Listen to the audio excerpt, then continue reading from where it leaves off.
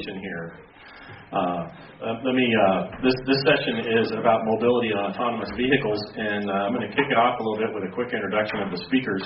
And I know nothing about mobility and vehicular traffic, as my wife will tell you, as I don't even know how to drive. So I'm just going to moderate this, and hopefully we'll be able to make the slides work. So a little bit out of order. We have Eric Thorne, who's a manager for Cooperative Systems section at Southwest Research. Southwest Research, as everybody should know, is a big research facility in San Antonio. Do a lot of really interesting stuff down there. Darren Anderson, who's the Director of Strategy and Innovation for the Texas Department of Transportation. Al Mock, who's a professor in computer science at the University of Texas. As I said, we have the University of Texas well represented here. Adam Drobot, who's the chairman of board of Open Tech Works. And I didn't have enough space on the slide to put all of his stuff, so I just abbreviated to Chairman of the Board, Open Tech Works, and I think it's past Chair of the IEEE IoT Activities Board. And Dharm Singh. And we not only have Austin covered here, but we also have Namibia covered here. So Professor Singh is from the University of Science and Technology in Namibia. He made the trip all the way over here as a distinguished lecturer for the ACM. And we appreciate him traveling more than 25 hours in the air. I believe he had some good discussion at the University of Texas and National Instruments yesterday, and Texas State the day previous. And if I haven't done a good job introducing you folks, what we're going to do is we're going to go down the line. We're going to start off with let you talk about yourself and your activities in the context of what this panel is about: transportation, mobility, autonomous vehicles, and solutions like that. So, Dharm, I'm going to pick on you since you're right here. If you'd give us a quick, 2-minute overview of your interests and activities in this area, that'd be great. Hopefully that microphone will work. If not, I'll trade. Thank you. I'm Dharm Singh. I'm professor in computer science in Nagaland University of Science and Technology. Basically, I'm doing something right now. The three important things for us is food, shelter, and the clothes.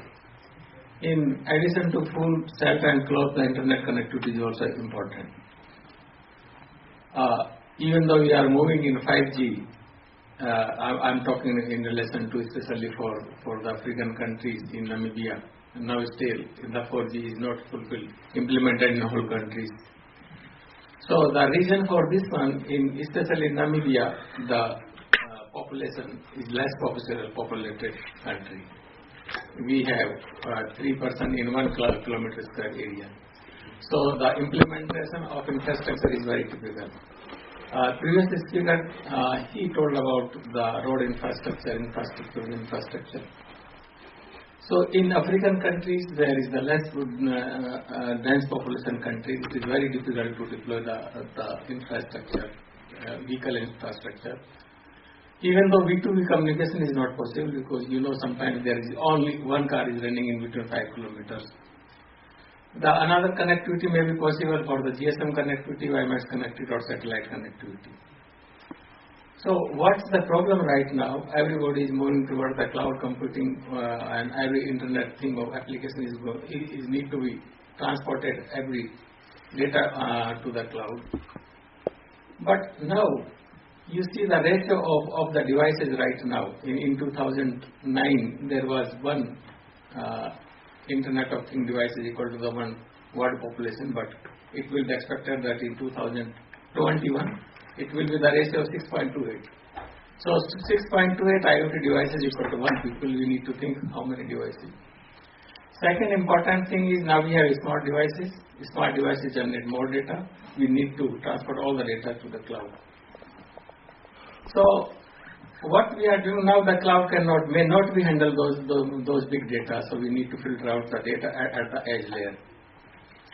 Second important thing is the real-time sensitive data. The latency is also the problem. So we need to reduce the latency, because you see there is a time of the processor time at the edge device. The other time is we need to transfer data from edge device to the cloud, and there is also the processing is in the cloud. Again come back for the response. For example, if patient is traveling on the ambulance on the road, and patient need immediate treatment, what we need to do. Patient needs the solution from the cloud or somewhere else. So in the ambulance, in the device, we need to, there is a computing part will take time. Again, the information need to be transferred to the application where cloud is situated, then cloud gives the response. So this whole latency is very high and patient device. So what we have to look at another computing as edge computing and devices or something. So for this one, in last year, IEEE formed a group, this group computing, the name is real time on-site facilitation computing, and I'm also the member of, and we are trying to develop some consensus between industry and academia to solve the problem of latency as well as the throughput. Thank you. So again, Eric Thorne from Southwest Research Institute down in San Antonio. I lead our connected vehicle group there. So I have a team conducting research related to getting dedicated short-range communication and cellular V2X communication, radio technology out on the roadway as part of infrastructure, as well as onto to vehicles to be able to share information amongst themselves. We support the U.S. Department of Transportation and a number of state departments of transportation, including TxDOT, getting that technology deployed. One thing that we have going on here somewhat locally is helping TxDOT establish what we're calling the Texas Connected Freight Corridor between San Antonio and Austin, DFW area, and Houston, and then back to San Antonio. That's focused on improving safety and mobility for freight movement between those major cities using that technology. But we also support a number of other states as well with testing and implementation and getting that technology out there to improve safety and mobility. My technical background is in vehicle automation. We have a separate group at SWRI that conducts research related to that for commercial clients, automotive manufacturers, as well as for the Department of Defense. We have a couple of large programs for the Army and the Navy for things like logistics resupply and convoy type applications. I was involved in the City of Austin's Smart Cities proposal effort a few years ago that was unfortunately unsuccessful, but very happy to see and hear that they're still moving forward with that kind of framework and plan that we put together to find ways to use these types of emerging technologies to benefit the citizens here in Austin. I'm Darren Anderson. I'm at TxDOT. I guess I'm the champion or the lead for the department on strategy as well as emerging technologies, and so helping develop or enable the deployments and actual uses of different emerging technologies, specifically or most predominantly connected autonomous vehicles across the entirety of the state, and working with all of our transportation partners to enable that, and of course to make sure it's done safely, and a lot of the citizens' concerns are addressed as a part of that. So I'm more the strategy and policy guy. These guys are really the technical experts. My name is Al Mock. I'm a professor of computer science at UT Austin.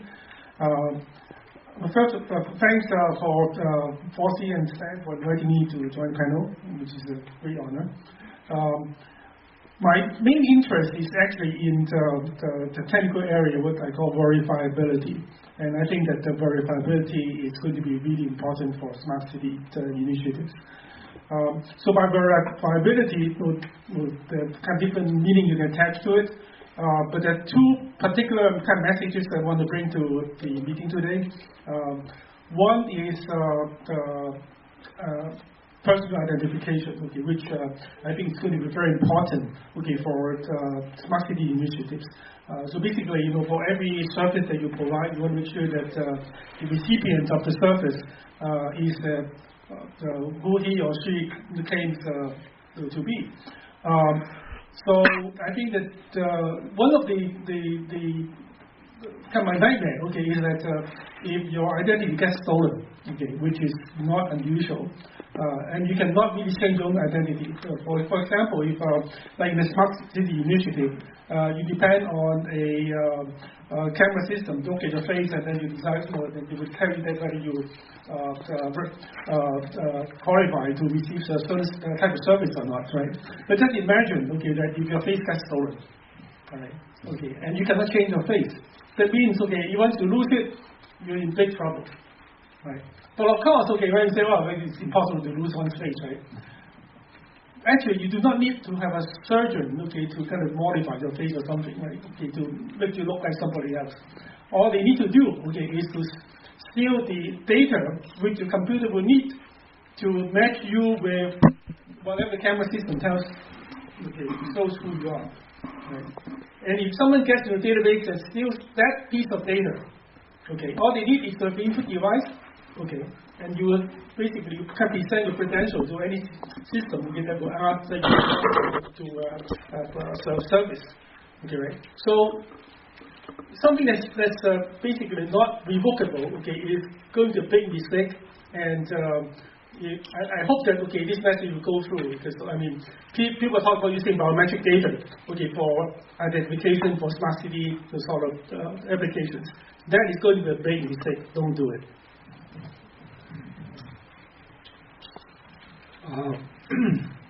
So I think I'm Adam Drobot. I'm the chairman of Open Tech Works, and we do open source software for closed communities.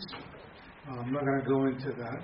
But I think for the purposes of the discussion here, the things I've been involved with in the last few years and in the past, the first has been the Internet of Things initiative for IEEE.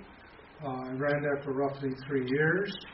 And it's dealt with almost all of the topics that we'll be dealing with on this panel. I think in the past, I spent quite a bit of my career at a company called SAIC that's split into two. One is called SAIC, one is called Leidos. And I'm an old guy, so going back to sometime in the mid-1970s, did a whole bunch of projects for DARPA. I think two of the managers of the grand challenges at DARPA for autonomous vehicles came out of my group. Led an organization at a company called Concordia, where we were very much part of what was called BII in the Department of Transportation. Sat on the University of Michigan Transportation Research Institute board for a while. So I'd say in all of this, I think my main interest has really been how does technology sort of enter the mainstream, how does it get adopted, what makes sense and what doesn't. And I would say in that light, it's sort of leaving you with one thought. If you look it up on Google, there is a thing called Amara's Law. I don't know how many people have come across that. But very simply stated, it says the following. Our expectations of technology tends to be too optimistic in the short term, okay? And we totally underestimate what will happen in the long term. Okay? And as a technology enthusiast, I can say this is an area which will actually do some amazing things in the long term. I can also say I haven't the foggiest idea what those things will be, but I think we're on the journey to get there. That's a great segue to one of the topics that we want to talk about today. I'll pass this one back and forth. I can't figure out how to make this one work. So, you know, how many technology guys does it take to screw in a light bulb or make a microphone work? Apparently more than 6. Or one really sharp one who's not in the room right now. So I have a collection of topics, but I'm going to skip past those topics because Adam kind of got us onto this hype cycle curve. This is a little bit old, this hype cycle curve. Where does this autonomous vehicles and software, let's call it, in light of the previous presentation, let's call it software-defined mobility and infrastructure. Where are we on this curve of, are we in the trough of disillusionment? We're certainly not in the plateau of productivity. So where are we on this? Whoever, yeah. Chime in. All right, well, I'd say from a Texas perspective, I think we're on the downslope on disillusionment. But it goes back to your original comment. It's more along the lines of, a lot of fast expectations were developed, just 4 to 5 years ago. A lot of comments about, we're going to they're going to be everywhere by 2030, and clearly that's not going to happen. But it doesn't mean that there isn't a lot of activity that's actually showing a lot of promise, and will get us to that plateau. I mean, City of Austin has Ford coming in to do mapping and look at use cases for passenger vehicles. In Houston, you have Neuro doing self-driving delivery for Kroger and 4 zip codes. In San Antonio, UDelv is doing the same thing for HEB, and we've had several pilots in the Dallas-Fort Worth area between Drive AI, who got consumed by Apple, and also EasyMile did some initial pilots up there. And there are several small micro-mobility shuttle-type buses activities in university settings. So there's early deployments, there's early tests and pilots in government or university or businesses getting a feel for what the possibilities might be. And from there, they're making decisions, or we expect them to make decisions on whether or not they scale that or if they look for a different type of solution. But it's been very, so far all of the activities in Texas have been very positive, and we have a very open set of laws right now that allows for that, and very similar to what Michigan's laws are. And so it's enabled a lot of that, and so the companies are coming in. It's just that none of them are ready. We're not going to see fully autonomous vehicles in huge numbers tomorrow. It's more, where's the best initial use cases? What are the ones where people will trust them and adopt them and feel comfortable using them? And we're starting to see the promise of that. Is liability one of the big holdbacks on that? I mean, I've seen a lot of this liability stuff with Tesla self-driving cars and so on. And let's jump between that, which is happening now, and what Al mentioned, which is, what if somebody steals your face? So, right? I mean, that discussion, that's exactly when they come into the state, the type of discussions that we're having. It's security, both cyber and personal security. It's privacy. It's reliability, meaning not just reliability in the transportation sense of I can get a reliable speed, but every time I get in that vehicle, I can expect it to operate the same way. Security, privacy, reliability, and what's the other thing I tell them? I'll remember it in a second, but those discussions are you have to meet a very high bar, and that bar is not set anywhere. It is set in each individual's head as to what their acceptance will be and what their trust will be. And I said, you start from everybody thinks they're the best driver. So if everybody thinks they're the best driver, then you have to convince them that you're better than them, and then assure them of all of their privacy concerns and all that. And that's a high challenge for them. I think Adam's got it. Okay. So, I think the question is, where are we in the hype curve? And I think it's worthwhile to start off with a historical perspective in one way on this. When you look at, let's say, the term AI, which sort of underneath a lot of this in a fairly subtle way, I think the folks at MIT, 1956, I think, is roughly the year, got together and said, we've got to solve this problem in 2 weeks. It's 2 weeks later, we're still not there. Okay? So this is a tough set of problems. On the other hand, when you actually start looking at progress, a lot of the technology is actually deployed and has crept into service. Okay? So the first thing I look at are braking systems on cars, roughly 10 million lines of code. Okay? It's auto braking. It deals with a lot of things. I can tell you it's saved an incredible number of lives. Okay? You don't think of that as autonomy. It is. Okay? And it's got some of the fundamentals in there. Marketplace today, self-parking cars. It's a constrained environment, much more limited. Again, solves a bunch of problems. That's deployed. It's actually making good headway in the marketplace. Okay? I would say where we aren't there yet, okay, is this notion of a fully autonomous car. And it's worthwhile sort of going back to, what problems are we really trying to solve? Because autonomy isn't the problem. Okay? The problem is, how do you get down from 36,000 deaths a year on the highway, 350,000 serious injuries, where you have to look after a person for the rest of their life? How do you actually make human-centric decisions that lower that number? So what comes in with this is connectivity. And again, that's made an incredible amount of progress. You see Uberization, you see all kinds of new business models from it. Okay. And so what I would really like to compare this to, which I think the hype curve really doesn't capture, I think Geoffrey Moore's model of crossing the chasm is much better at this. Okay, and that is, you find us as a technology-centric community.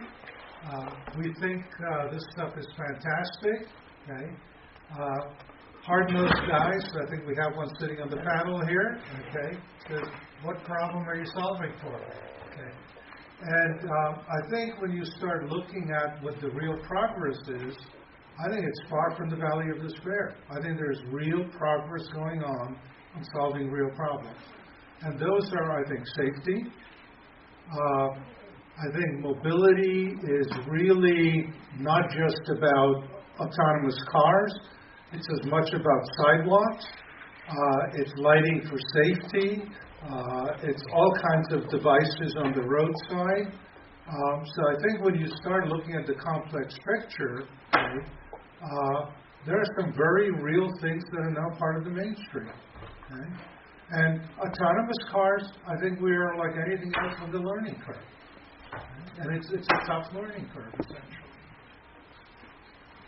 Yeah, so I'd echo that there is a lot of activity going on in this area. We talked about some of the things that are being led by public agencies. But there's obviously a lot of things going on in the private sector too. We hear about the car manufacturers that are out on public roads, testing day in and day out. And a lot of that, a lot of the media coverage of that is positive, but there is, we've seen some incidents in the news that aren't. A few incidents involving Teslas, the Uber incident in Arizona. And I think that's contributing certainly to kind of entering that downward slope into the trough of disillusionment. I've seen a recent updated version of this hype cycle that's actually split automated vehicles out into level 4 and level 5, different levels of driving automation, and actually had level 4 systems further along, deeper into the trough of disillusionment than a level 5 system, which was a little bit surprising to me. I would have thought it would have been the other way around. But there is, there's a lot of activity in this area, and I think, again, we are learning a lot, and if the emphasis stays on safety and mobility, I think it's worth some of those negative incidents that we're going to have to deal with, currently and in the future. That depends on how you measure success, right? You got to know what the problem is before you can decide what the measurement for success is, right? That's what we learned from the earlier panel. It's probably worthwhile sort of addressing one issue, because Patricia Florisi in her great talk really touched on this. When you look at that 35,000 deaths per year, I suspect what we have right now would actually result in much fewer than that if it were adopted. That doesn't make it acceptable, because the finger gets pointed at the odd incidents that do happen, okay, despite the fact that the overall numbers would actually show you something positive. Okay? I think in the United States, the chain of liability is going to be an interesting one to ferret out in that too, right? If I'm driving the car and I run into the building, there's a pretty clear liability. If I'm in the car and the car is driving itself and it's using some software from that OEM and a chip from that OEM and a system from that OEM, which finger points at who? What's the alignment of liability is going to be the key. What's the alignment of city, state, country standards and so on around things like vendor influence and so on? Well, I'm not a lawyer, so I think I need to preface that. You're okay then. Right. You want to seek your lawyer's advice technically, but if you look at our state's law, it's pretty clear that currently the liability is placed upon what they define as the owner-operator of the system. And so in the case of an automated driving system, whoever owns that ADAS brain that's operating that system is the one that's the immediate primary liability. Now, they clearly knew when they wrote that law that there will be 100 years of trial law to define that more fully. But they had to start from some point, and that's where they started it for us. At the national level, it hasn't been defined. There isn't a national law that addresses AV right now. So as soon as my autonomous vehicle drives me into Oklahoma, all bets are off. Is that what you're saying? You're going to fall under Oklahoma law at that point. How does that line up around vendor lobbying? I mean, lobbying is an issue everywhere. I mean, this is one of the lovely things capitalism brings us, right? Lobbying is an issue, and vendors like to push standards as a form of lobbying, and they also like to push laws as a form of lobbying. What sort of activity are you seeing in those kinds of things? I think they've been actually pretty good. They've come, and that's what led to our state law 4 years ago. They came in more as a whole group. They recognized that if they came in as singular voices, that they weren't really going to gain consensus with the legislature, and so they did, and it was representative across the spectrum from ITS vendors to communications to OEMs to startups and Ubers and TNCs and all that, and they all sat with the bill writers and said, this is the way we all agree we should approach the bill. And so, and they gave their advice as to why or why not it was beneficial to each one of their separate industries so they could make a decision on it. I can't say that's the way it always goes, but it was very effective for us. And I think we were fortunate because we were able to look at some things that happened in Michigan and in California and New York before they passed their law. And I think we learned a lot of lessons from that. I think we have a question in the middle here. Well, my question is, it's about liability. If I own today, if my brakes fail, it's my problem. But in an autonomous vehicle, the driver is removed from the electronics and the software, etc., far enough where what's going wrong, the driver may not have any idea. So how does liability get distributed across these multiple entities? You mentioned about the software, the hardware, the chip, and the memory, etc. So not only must we have cybersecurity, we must also have secure storage of forensic data so that when the lawyers get to work, they can say, okay, you want 10%, you want 5%, you want 50%. So where is that? Without that, how do we move forward? Same idea as the black box on an airplane. That's what you're saying. Yes. RMCAS. And I believe SAE is working on standardizing what they call the event data recorder for automated vehicles. So we'll be able to capture at least some of that forensic data. Now, how that's used in liability, I can't say, but they are working on that kind of black box that you see in aircraft. Actually, I'm not that pessimistic about it. Okay, I mean, we look at how we do insurance today. It's no thought, right?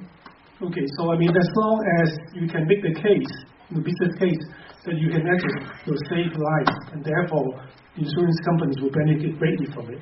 Let's say we reduce fatality to let's say down to 10% of what we're seeing today, right?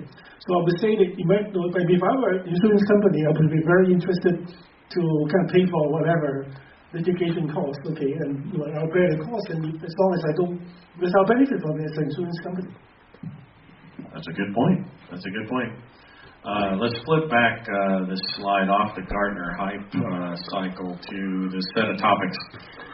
We've kind of covered what the state of autonomous vehicle technology is, and we've talked a little bit about safety and security. I think we need to dig a little bit more on the impact in public spaces. Public spaces are going to be impacted by autonomous vehicles. In particular, this last week I saw a news article about drones extending their range by landing on public vehicles. Right? By landing on the bus that's owned by the municipality.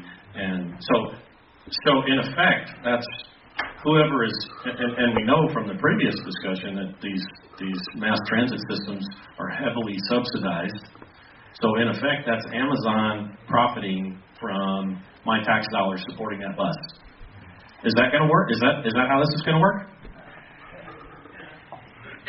that a me question? That could be a technology question. It could be a policy question. I don't know. Since you brought it up, so we do look at autonomy as being more than ground-based. That to be a truly effective solution, that we're going to have to consider the airspace as well and the impacts of not only autonomous drones but drones in general, because they obviously can be human operated, not fully autonomous.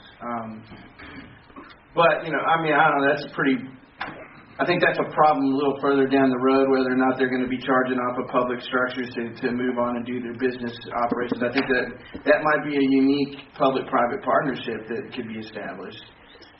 We'll provide charging, and you'll provide us a service, or you'll pay us so much money to use those facilities. But so that's one use case. But is there impact on public space goes well beyond that? Austin's got a perfect test, bed to examine all. It goes from scooters to mopeds to TNCs, and TNCs transportation network companies are just a precursor to what might be a fully AV fleet owned by you name the company. It potentially could dynamically change the downtown mobility structure.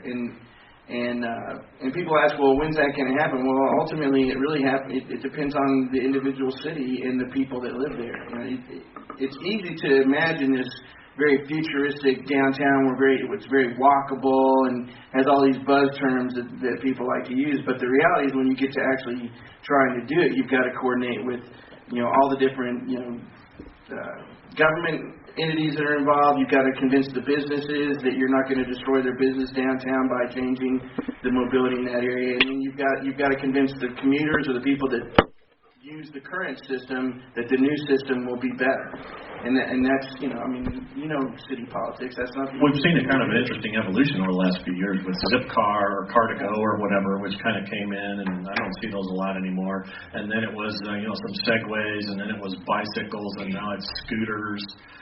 There's a municipal load on that, because those things that are not returned to where they belong end up being a form of trash in some sense that the municipality has to deal with.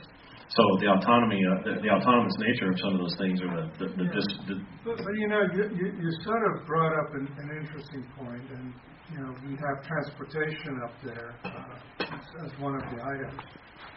And again, historically, if you look at, let's say, how goods move, they move on pallets.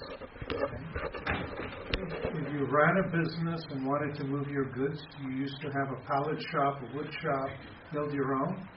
I think there's an outfit called CHEP that came in. They own around 120 million pallets, and they now run that whole logistics network for everybody else. Okay, that repairs the pallets.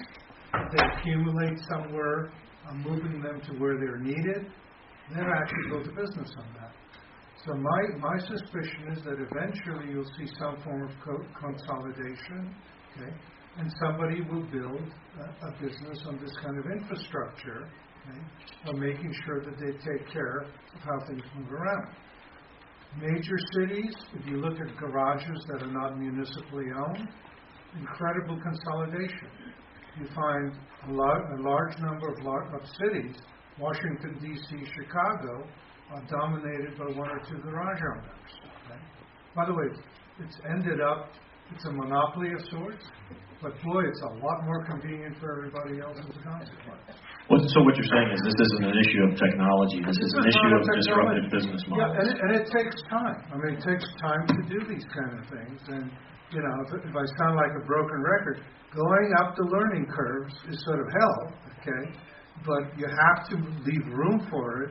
You have to do the experimentation, and that's how you end up making progress. An interesting side note on the pallet comment. When I was in high school, I got paid money to go collect those pallets and throw them on a trailer so the guy could get paid more money to haul them back to the central place. That's an interesting. It's a small world. Assessment testing, physical and cyber security. This is going to be an issue. We've already heard about this a little bit. We heard from John Cole's presentation that that's going to be an issue for systems that are very futuristic like that. It's already an issue now for my phone. How's it going to be an issue for my autonomous car or the drone that's landing on the bus that's bringing me my tea from Amazon? How are these things tested? Who tests them? To what standards? I can start, I think. Yes, that was for you. Yeah. That was the little nod. Yeah. So U.S. Department of Transportation and NHTSA in particular is investing a lot of money in this area because, quite frankly, I don't think they know how they're going to do it at this point. One of the first things that they've done and then they're still working on is taking a look at the Federal Motor Vehicle Safety Standards. And first at the language, because there's a lot of language in there that alludes to a human driver that may impact the way that some of these tests are conducted. So they're doing kind of a review of the language to understand if it'll be a relatively simple fix to modify some of that language to allow for automated vehicles or ADS. But then they're starting to look at how could they potentially conduct some of the tests they already do on an automated vehicle that may not have a steering wheel, may not have a gas pedal or a brake pedal. So they're looking at different techniques to inject scripts or pre-programmed sequences of commands to get the vehicle to execute a maneuver that they may need to do to test an electronic steering control system or stability control system, among other things. And then they're starting to take a harder look at developing and categorizing test scenarios for automated vehicles. So the European Union has done a lot of research in this space and has actually done some field operational tests, one in particular called the Pegasus program, where they've actually defined mathematically a set of scenarios for different types and levels of automated vehicles to try and identify what are the critical cases that they think necessitate additional testing. And so NHTSA is again doing their own investment, but they're kind of looking to what's happening in Europe as well to take some of the lessons that they've learned and try and apply them here in the States. So there is a lot of activity in that space. As far as standards, again, I mentioned some of the stuff that SAE is doing. Right now, there's not a set of performance standards that you can point to actually test against. So there is some effort on the part of industry to move towards those types of performance standards, but at the same time, NHTSA is looking at what is safe. How do we define safe for an automated vehicle, and then how are they going to take that and do conformance testing against those federal motor vehicle safety standards that are ultimately developed. So it's worthwhile sort of looking at two things. When you look at DOT, a lot of this autonomous vehicle stuff started off in cooperative programs as part of REDA, which was the one of the agencies in DOT, before stuff transitioned to NHTSA. And I can tell you they let one contract out, roughly $1 million, to deal with security. When that contract was over, before anybody had a chance to actually examine what had been done, they declared that the problem was solved. Okay? I think sort of the seminal meeting was when it was pointed out to them, here are around 120 holes in what you just did. Okay? And the problem is much, much bigger than what you think it is.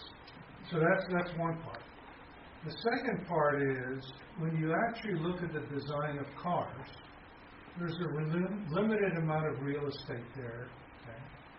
And for reasons of convenience, I think it was good engineering at the time, I'd say the auto industry actually mixed in the entertainment systems and tangled them with what are the essential control systems. The full untangling of that hasn't happened as yet in production cars. So I think this is one of the most serious problems, and it has a long way to go. And there are some very hard things in here, one of which is, if you find a bad actor, how do you withdraw the certificates from them and do it quickly enough so everybody else is safe?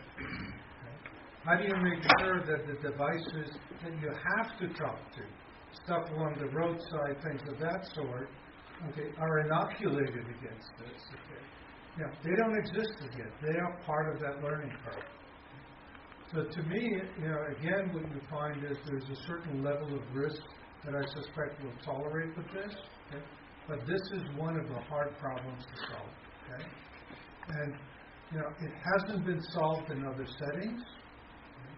And so, to be sort of honest, I would say I'm not optimistic that solving it in this operational setting is actually any easier than to do it in an IT. That's actually a terrifying set of statements. Unfortunately, but I think it's reality. Al had it just right. I think he's spot on with all that, and I think it's almost like a defense-minded approach to separating the systems, and we've talked about it and its impact on us. And I would say another challenge that we've thought about is this isn't just about AV. The purists will say that they're completely standalone and they operate separate from anything around them. Arguably, they will probably have some connectedness. And even if they don't, everything else around them in our system will. And so we're worried about the connected environment and all of that means and what. So it's securing that. It's the validity of that environment. Is the information I'm getting from that environment actually real, or am I being spoofed? Back to privacy. So it's not just about them solving that on platform. It's about how that platform operates within the entirety of the system, and is the system itself, meeting all those standards. And we really do look to y'all to solve a lot of that, to help us understand and make sure that that's being achieved. When you talk about the entirety of that system, you talk about little embedded IoT devices that I buy from Seed or wherever, and I happen to put out, and that just made it a whole lot scarier. It is. Well, it's an incredible argument. All of our traffic management, at least in Texas, I can't speak for others, traditionally have been standalone and closed, right, unto themselves. But now we're being asked to open those up to send that information and share information with connected vehicles, with third-party things like Waze, and every time we have a new touch point, well, that's a whole other set of vectors that can come in, too, that we have to reconsider how that impacts the entire The threat surface morphs pretty fast, doesn't it? I guess I'll add one more kind of scary point about this. Which is that, if I were the attacker, right, I would not actually try to disable one car at a time. What I would do, is to get into as many cars as possible, and then I'll spring an attack. Right? So that means that if you one thing about security is that there's no such thing as perfect security. So we all have to live with that. So the real question is, can you outrun the attacker before the attacker can do too much harm? That is really the point about security. And for autonomous vehicles, that would be a problem because, as I said, if someone gets hold of the software, and in fact, the attack is not going to come from the outside. I suspect that the next big attack is going to be coming from the insider. Those are the ones that we do not really know how to defend against. But let me also bring out one maybe more hopeful point. Which is that I think there's one principle which I keep telling the people that will listen to me. Is that no matter what we do as engineers, right? We should always try to keep the human being in the loop as a last resort. That is a fundamental principle. So because if things goes wrong, I need to have a button I can push and say, hey, look, right? Get me out of here. Right? I need the button. I don't care how you automate things, but you need to have that button. Yeah, even a stupid person is smarter than a device. It's just not as fast. Yeah. So, and actually, you can enhance that notion a little bit. So, I'm willing to pay for exorbitant prices to build software, which has all these kinds of fancy firewalls and things like that, right? At least to build a specialized box, that you can attach what I call, I teach with classes like this. So there's a term called failure semantics, which is really very important. What failure semantics means is the following. As a good engineer, when you build a system, you should build a system to meet the specification when it works properly according to what your customer wants the system to do. But more importantly, okay, you should also be able to state how the system is to behave when bad things happen. Okay, like when you're under attack. So, I mean, if I were to do the smart transportation system in the future, I would certainly add a little box there and say, no, here's the textbook button here. You press this button, if you're in an autonomous car, right, it will turn on everything except for this little box. And what this little box will do is to steer the car into some safe location. Okay, that's the least I would expect from a good engineer. You know, it's not just under attack, because there's a famous case, and I think it was BMW, when the car lost power and the doors were locked, there was no way of unlocking the doors. Okay, so I think it goes beyond just that you're under attack. It's you build an autonomous system. Okay, if the power goes off, you definitely don't want it to be on its own at that point. I think having somebody in the loop one way of doing it. Yeah, by the way, this is why we put safety devices in cars. Fronts now have mandated, okay, an automatic pull so you don't get locked in and suffocated, essentially. Which brings us to the point of the issue of obsolescence and technology churn.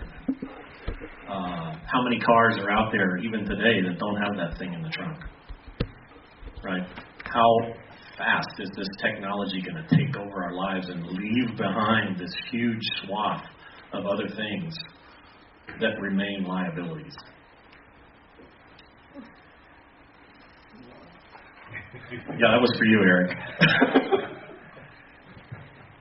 I mean, I think they've done studies, and it could take a generation for an entire vehicle fleet to turn over. As much as I would like to run out and buy a Level 4 automated vehicle if it was available tomorrow, I certainly did not enjoy my drive up to Austin from San Antonio this morning.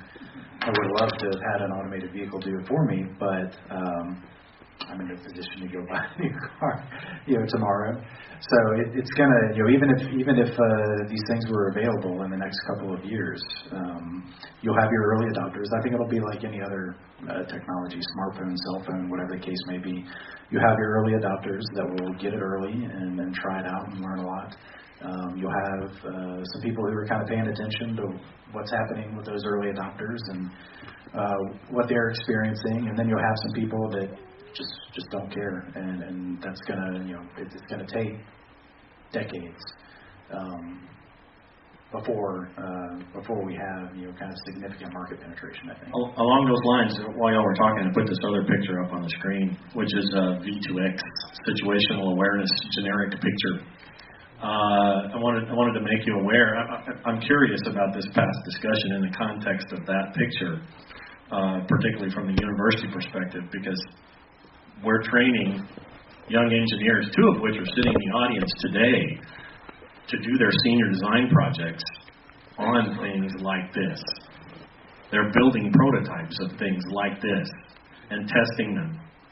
So, and as faculty members, as advisors, what we're seeing behind the scenes is a whole lot of things that really are interesting that people didn't think about. These are complex situations, even in a simple diagram like this. How far away are we from this kind of concept? It's out there today, and I can speak to this because I think you got this from my colleague. And this is, I did. I stole it shamelessly. Conceptually, something that we had thought about a number of years ago. But this idea of infrastructure and vehicles sharing information, and in this context, it could be something as simple as detecting a pedestrian walking across the street and communicating that information out to connected vehicles or potentially automated vehicles. So even automated vehicles are going to have their own set of sensors that are going to allow them to sense the environment around them. They're still going to be subject to blind spots and occlusions. They're still going to miss things. So if we can add an infrastructure element to that to kind of help fill in those blind spots or fill in those gaps, it just kind of improves or increases situational awareness. And then if you have vehicles that are sharing the things that they see with other vehicles, it can just kind of enhance that concept. Whose data is that? It's a good question. Maybe turn it over to the public agency person. But to get back to what I said, that there are actually deployments of this out there today. Honda actually has a system that they're piloting in outside of Columbus, Ohio. using a camera to detect unequipped vehicles. So they're not connected vehicles, but using perception technology, they can detect those vehicles and detect pedestrians approaching the intersection and communicate that back and forth. So that a driver that may not be able to see, maybe it's dark or maybe there's a van parked on the side of the road, they can't see that pedestrian that's starting to enter the intersection, they can actually share that with them and issue a warning to them. So that's one example of this system that is out in the field today. And I'd say there are multiple instances of variations of this, and so you talked to her. I think it was a fantastic point. We don't really know what it's going to be like 50 years from now, but we're getting fantastic spin-out technology right now. And so a lot of that is this, and this is probably one of the most difficult solution, test cases, as well as one of the most rewarding if we can solve it. And I was actually looking up, there's a guy named Sam Lott that does some research work down at Texas Southern that has a fantastic analysis of how this is very similar to similar type of operations with automated train systems. And so that's worth your students' while to look at, actually. Did y'all hear that? I can help. I can get the info. But it is a fantastic opportunity. How quickly will that be enabled fully? It's going to take a long time, because a key component of that is the automobiles themselves and the acceptance by the industry to put the correct receiver transmitters into the vehicles to interact with a dynamic intersection. But at the same time, we've got people like him and others that are working on, well, how can we help pedestrians? How can we help bicyclists? And all of those that are also a part of that that environment, and at least improve their safety as well as make them more mobile in an intersection. We got a question real quick over here. Hi, my name is Chris. I've been listening, and I get the impression you guys are always talking about high mass units, cars, several thousand pounds, and you have to solve for that problem. What about first trying it out on smaller things like small delivery box or cargo box that will be moving maybe only 20 miles an hour, but will be subject to the same environment and be less of a catastrophe if they are only weighing maybe a couple hundred pounds and moving slower than what they hit or get run over. Yeah. Well, look, I think you hit on sort of one of those hidden icebergs in this stuff. Look, imagine that you have an autonomous car and you have to pick up a pill at your pharmacy. Why would you spend 2 tons of steel to do that? Okay? So I think in the long run, I suspect that you will find all kinds of special vehicles, some small, some big. The consequence is we will have to rebuild the kind of infrastructure that we have in cities and towns to actually accommodate that. But I think all the pressure will be in that direction. Okay? And if you look at what's been actually successful in robotics, in the first viable products, I think Dan Engelbart did small delivery carts inside hospitals that move stuff around. Okay, that's a growing business. That's been around for a long time. Okay? If you look at sort of factory floors in manufacturing, all kinds of small robots that can move around. Even in, I would say, greenhouses, you're seeing this kind of automation, essentially. So I think you're right on the money, but I think the bigger picture is to think through what are the impacts? What will we actually see? Okay? And how much stuff will we make specifically for delivery, maybe garbage collection, all kinds of other purposes, essentially. Okay? And if you mix that in with ground vehicles and some form of drones, even more profound in some ways. Okay? So I think when you start looking at visions of the future, there's a lot of things to think about that are really along the lines of what you just talked about. Okay? I'll jump. So as of the 1st of September, the legislature passed a law this last session that went into effect then that allows for personal delivery devices or mobile carrying devices, is how they term them, and there's differences between the two. In Texas, basically everywhere. And that's exactly those are designed with that in mind, and then you can scale it up to something more along the lines of Neuro, which is a small delivery vehicle, but it's not fully car-sized. And those are exact challenges that they have, and it goes to the discussion of how will goods be delivered and moved around in and around the city. So, and back to what I mentioned earlier about changing city design for mobility and accommodating those two, because the immediate thing is, well, if there's a bunch of personal robots running around delivering, aspirins, well, I don't have any space on the sidewalk, so how are we going to accommodate that? So it is, and it's a key part of solving those types of challenges for intersections too, and I do think it would be a safer initial term use case.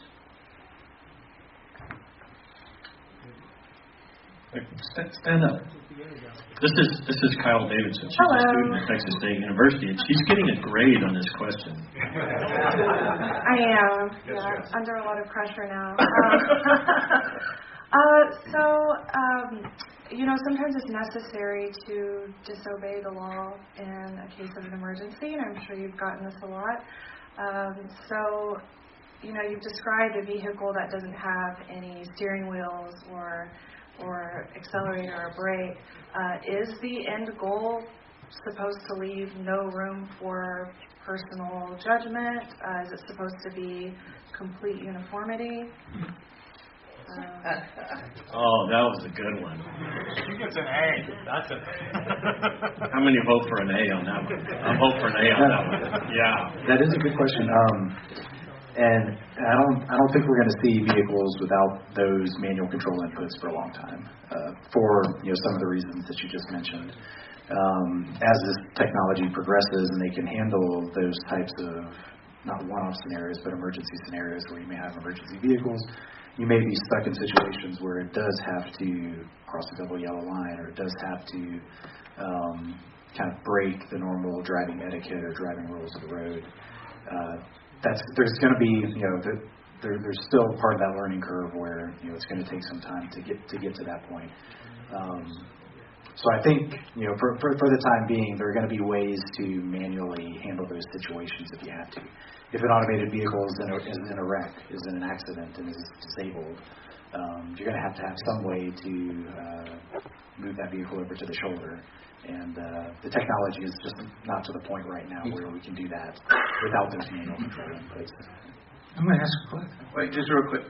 So, conceivably, yes, if you built out and every vehicle went the same speed, and we reached that point in time to where, Big Brother controlled everything, that could be that future. But I think also by that time, if we could achieve that level of autonomy, which is no small ask,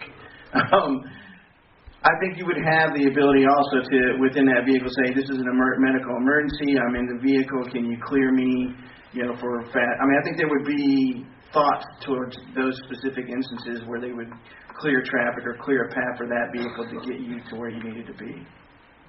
All right, I got to mention that Kyle's graduating soon, and she's one of the students that's working on these IoT projects. So just dropping a few hints there. We have another question over here. All right. Well, when that went up on the screen, I thought about there are other technologies like peers with the headlights doing. You'd probably get more data, whatever. The point is that there are a lot of other technologies in line for any of these scenarios. And we, here in Austin, got a lot of good semiconductor engineers because we have this thing called Semiconductor Roadmap, and sponsored by Semitech, so that we get much more efficient investment in making Moore's Law happen. Now we've got another situation we want to get autonomous vehicles to happen. Is there an effort going on for a roadmap? That's an excellent segue. That's an excellent segue. Can we talk about the Texas Innovation Alliance real quick? Just hang on for a minute. Is there a roadmap for getting to these technologies?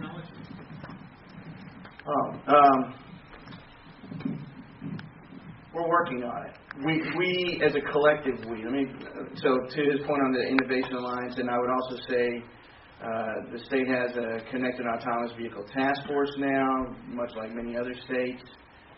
We also have an emerging technology task force that's more TxDOT focused.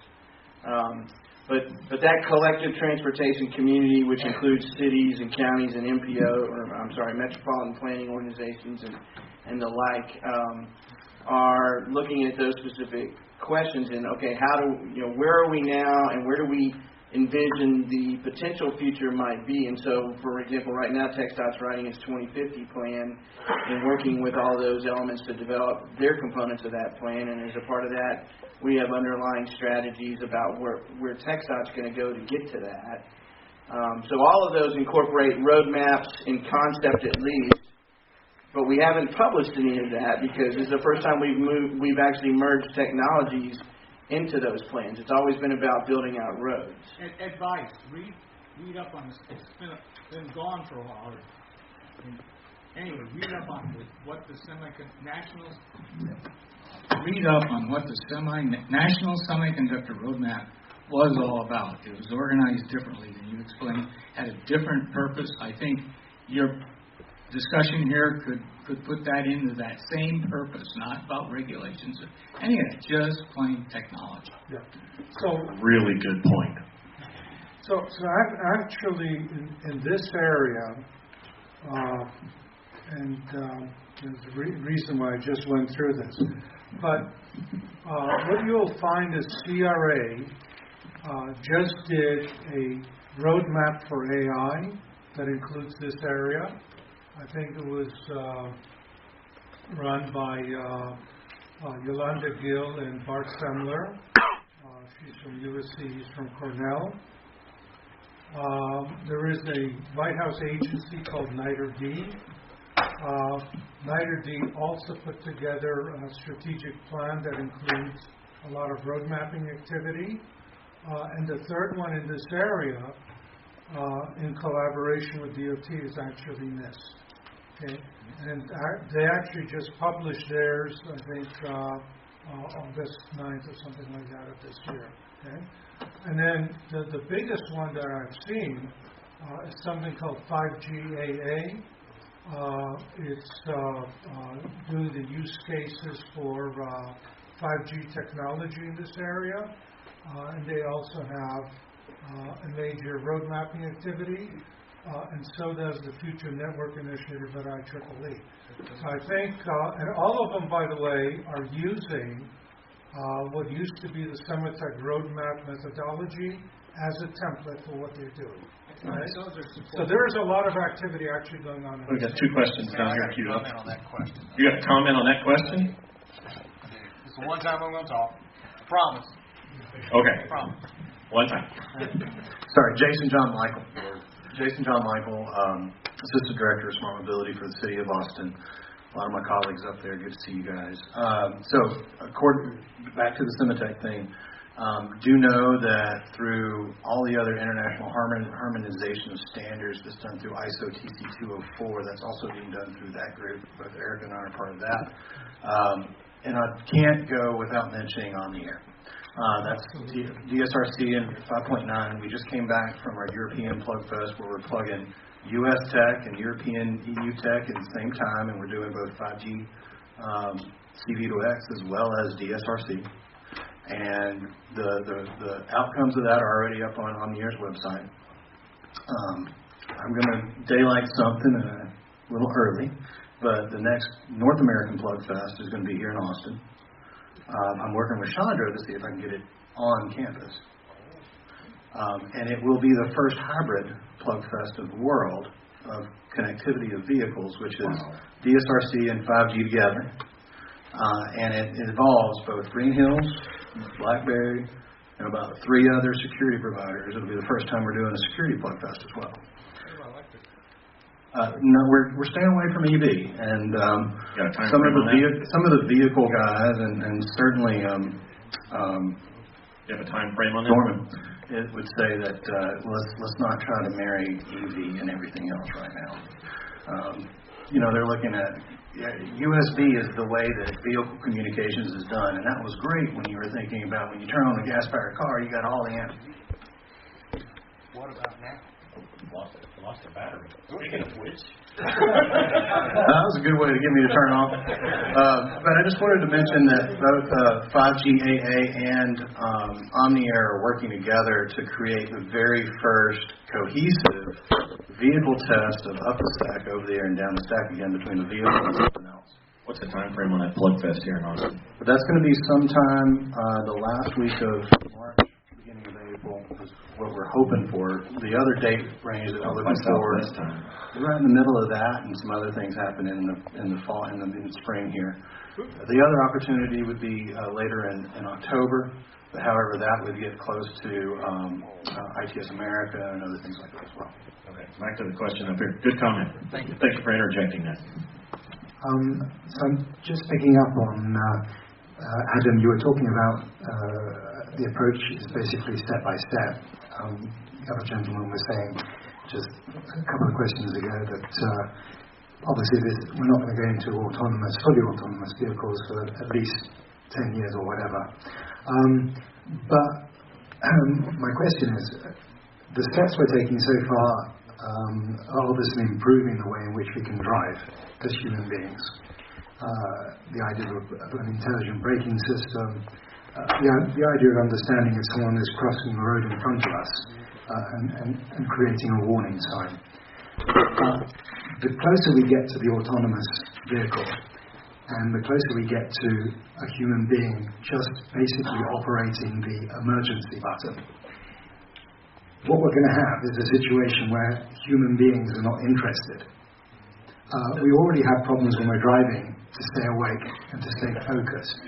If all we're going to be doing is being alert enough to push the button, let's face it, we're not going to be awake. So I think we have an issue as well. As my question is, as a driver, like probably most people here, is I can see the delivery discussion. I really think that's an excellent thing. Although I do like to see people ring on my doorbell and have a chat with them. It might be slightly harder with an autonomous vehicle, but I can see that already we have so much logistics around the world to be able to create an autonomous system is a good one. But why do we have to take away driving from the driver? Why aren't we just focusing on helping them to develop a better system, an enhanced system like the braking system? And if you're driving from San Antonio to Austin and there's traffic, well, it is, of course, because of some drivers, but it's also because of the nature of traffic built into the time scale that you're trying to get. Everyone's trying to get driver assistance versus fully autonomous. Why do we need to go all the way? So Joe, there are two parts to this, okay? And I think there's one we haven't talked about at all. Okay? So if you look at what actually gets deployed, okay, I would say it is easier to solve this problem of autonomy if you are in a controlled environment, segregated from other traffic. Okay. And if you look at some industries, mining is a good example, let's say the Kennecott mine or something of that sort, the drudgery of having to take a truck, drive it around the pit, back down to the top, okay, those are all now autonomous vehicle operations and have been for roughly 2 decades. Okay. So the first thing is, in a controlled environment, what you'll find is that the vehicle can in fact be made autonomous, okay, and it makes economic sense, sustainability, it removes a lot of drudgery from what needs to be done. That's a good thing to do. Agreed. So if you then take a look at it, that truck or something like Kennecott, when it's not in a controlled environment, then a driver is actually in control. So I'm now seeing folks experimenting with, okay, how do I take a big truck, move it into a controlled environment where it in fact can be autonomous, and I know how to deal with that problem. The rest I do in a hybrid way, and it's under human control. It could be a human driver, or it could be a person sitting in a cell, like operating a UAV, where they navigate it to that's safe environment, and they're in control. Okay? So there are many solutions to this problem, and the whole point is without the experimentation and doing pilots on this, you can hypothesize anything, but you don't even know what problems you'll face until you do it. Okay?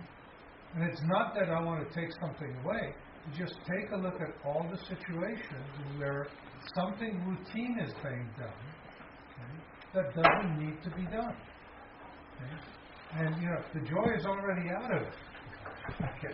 So I don't think you need to worry about it being taken away from someone. Okay. Eric, you got to come back on that, and we have another question down there. Yeah, I was going to go back to your comment about, your question about why are we kind of looking at going all the way to a fully automated system.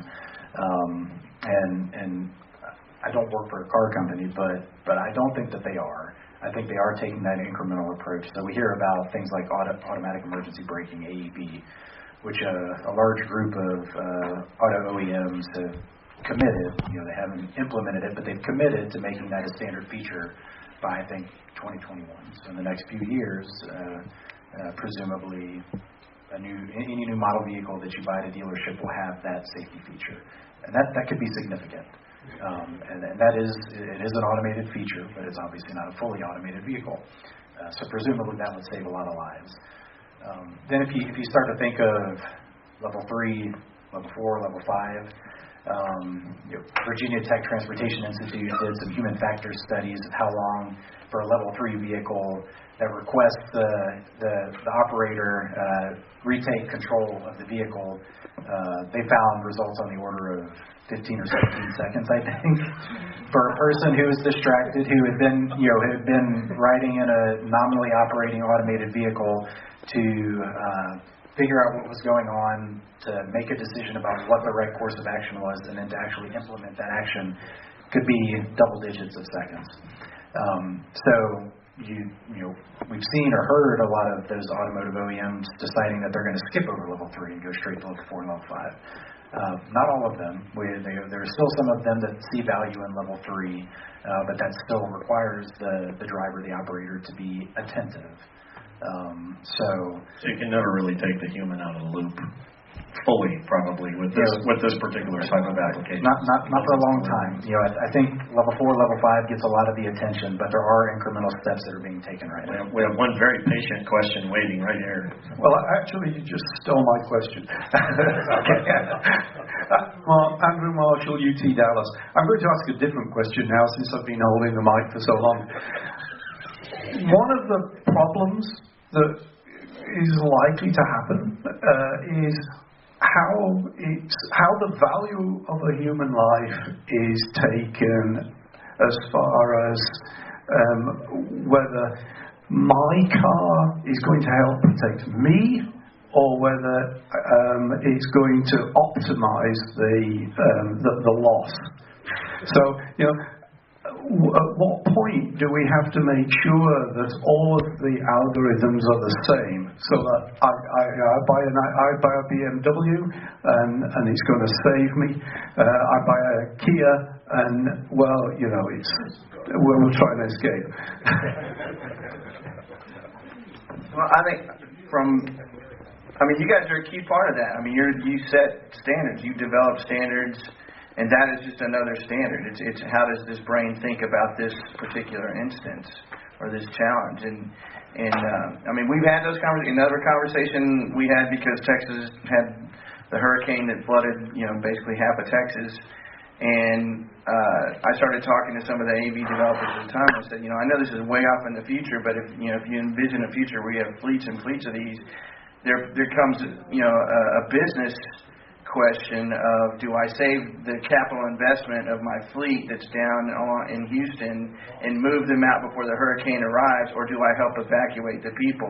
And that's probably something that, when you get to that future, the government and industry are going to have to, work on this, especially if people don't own their vehicles anymore, if it's a service provided type thing. But those are huge social questions that right now people can't even. You guys are great at identifying because you work in this space, in the technology space, and you can see them. But most people really haven't thought through that distant future yet to even ask that question. But we're trying to raise those to begin the long discussion that it will take to get to what the right answer is. We got we got time for one last question before we get final. You're gonna ask a question? We got a mic over here. Go ahead.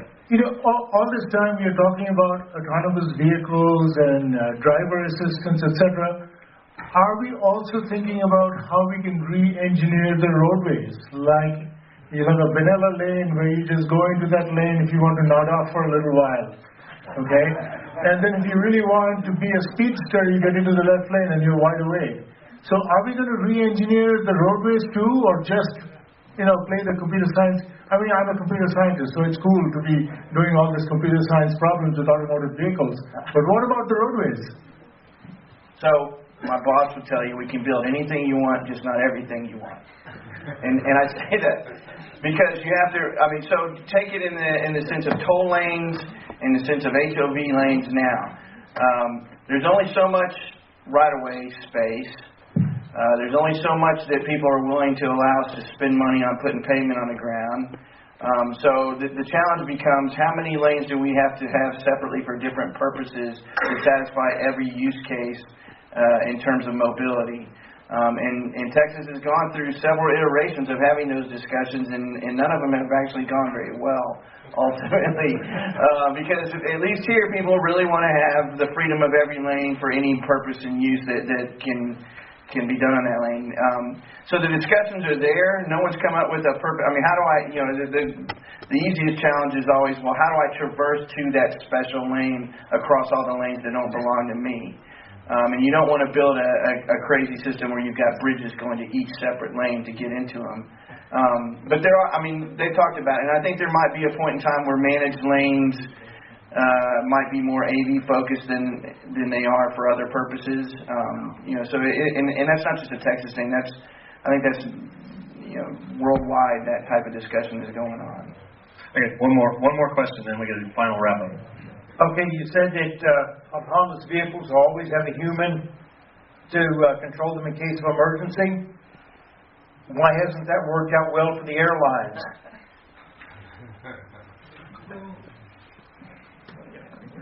So, let me do the following thing. It actually has, okay? And if you look at the statistics outside of the two events that happened with Boeing, that whole industry went for 10 years without a single scheduled airline incident. Okay? And all of that came from a tremendous investment in two things. One was automation, and it turns out the other one was human factors. Those were the two things that did that. Okay? And if you look at, I think, what happened and sort of do an examination, I think what you found is somebody who tried to actually escape the regime, which is a very rigorous regime for doing it. Okay? And this goes back to the issue of ethics, how you run corporations, and how you deal with issues of this sort. Okay? This wasn't an inherent problem with the approach. It was actually a governance problem at a very, very deep level. And that will change? I think it will change. Let me put it this way. And I would sort of suggest it as a read. It's in one of Gladwell's books. Okay? The big deal really came from a series of incidents both in the U.S. and with Korean Airlines.